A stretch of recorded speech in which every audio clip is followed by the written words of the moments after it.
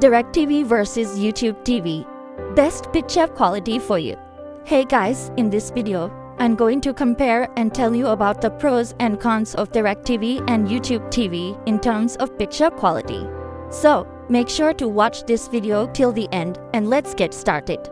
DIRECTV offers satellite-based TV service, which means it delivers a high-quality picture with minimal compression. It supports resolutions up to 4K Ultra HD, making it a great choice for those who want crisp, high-definition content.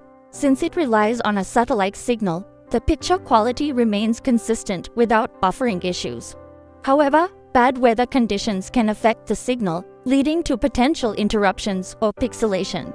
On the other hand, YouTube TV is an internet-based streaming service that delivers high-definition content up to 1080p and some 4K options for select channels.